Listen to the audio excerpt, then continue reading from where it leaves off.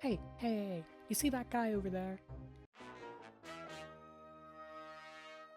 you want to make him blow up, but you forgot your grenades, landmines, grenade launchers, missile launchers, rocket launchers, and Fat Man's at home?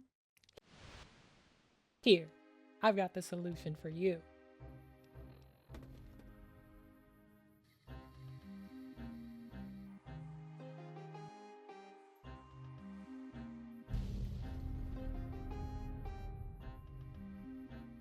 Okay, I know you're asking yourself questions such as, what exactly is going on here? Or, does purple is gay?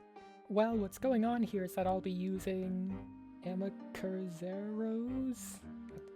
Seems right. Remote-controlled explosive toy cars, which are approximately what the title of the mod says they are. You know the RCXDs from Call of Duty? Yeah, imagine that, except they have a nuclear warhead strapped to them and they move at approximately half a mile per hour. Or, for my non-American friends out there, approximately 0.804672 degrees Celsius. So anyway, I start my life the same way all women do, with a love of toy cars. Lord knows I had a hell of a Hot Wheels collection back in the day.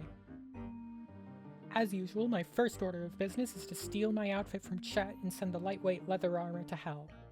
If I were smart, I'd just replace the model for that with the model of this, but, well, I ain't exactly in college if you know what I'm saying.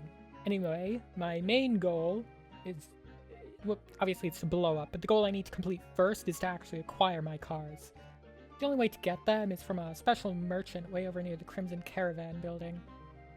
I use the age-old method of taking a shortcut through Black Mountain, then the rest of the way there is a breeze. Now that I'm at the Now that I'm at the shop, I can buy a few oh, no, actually I can't, because the remote control for them alone is 1,000 caps, plus each car is around 300.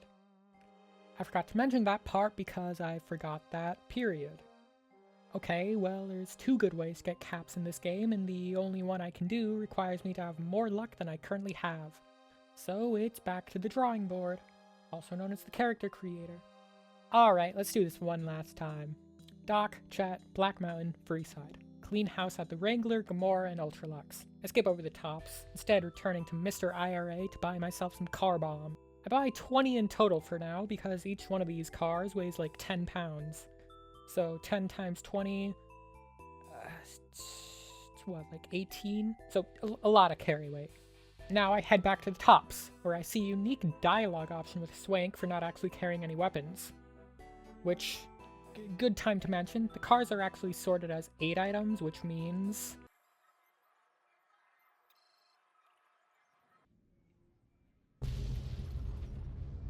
nobody cares whatsoever when I kill Benny.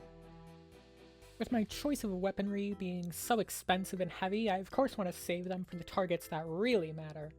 That's why along the way to the boomers I blow up some cows. I also try to use one on my little brother George, but he takes it like a champ and doesn't react to it at all. Then for whatever reason he runs directly into boomers territory and gets blown up. Speaking of boomers and blowing up, I use another 2 cars to send Pearl, Loyal, and a ton of generic henchmen to the Lady in the Water. Exactly the way they all would have wanted to go out, from approximately 12 megatons. On the way out of the gate, I waste another car on the dudes with missile launchers. I also quickly grab the Brotherhood holotape and George's caps on the way out. Since I forgot to earlier, I go back to the strip and blast Clandon to bits as well. After that, it's off to Hidden Valley with me. I'm sure you all know where this is going, so let's just skip to the end.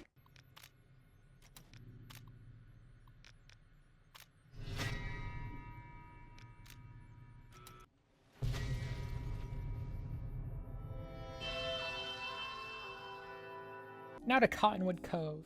When I get there, I do exactly what you probably expect. I run past all the robots and activate the Securitrons. I also realize after a sentry gun does little more than sneeze on me that I've been playing on very easy this entire time, so, you know, whoops. I get out with no problem at all and report my success to Caesar. Caesar? I never say it like that, that's weird. That was weird. I wanted to blow him up with a car after this, but it seems as though, unlike with casinos, my cars are properly removed from me here. Whatever. After doing pretty much anything he would have asked me to do, I finally go meet with Mr. House. I decided that I'm gonna go with him this time. There's not really any reason behind it, I just usually go independent for different reasons than everyone else, okay?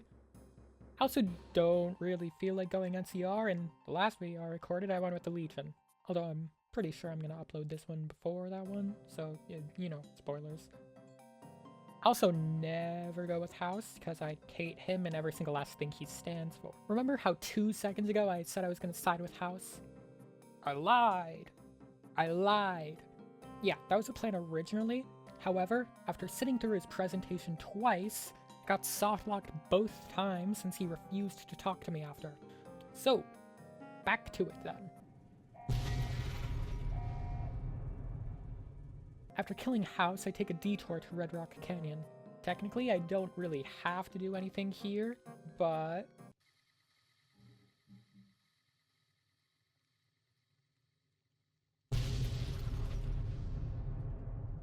I just can't help myself. I now meet Yes Man for the first time and immediately tell him that I've killed every faction and house, except the White Gloves. Mortimer is pretty resistant to my car bomb, so I just let him live.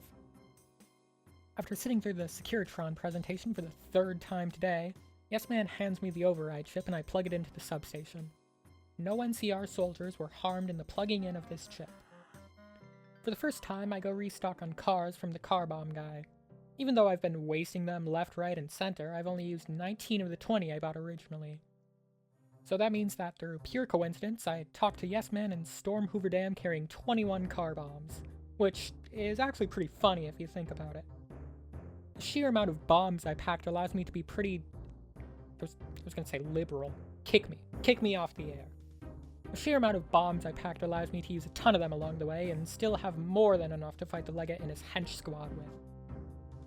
I take out all the legionaries and the camp ahead of time. As for the Legate, well...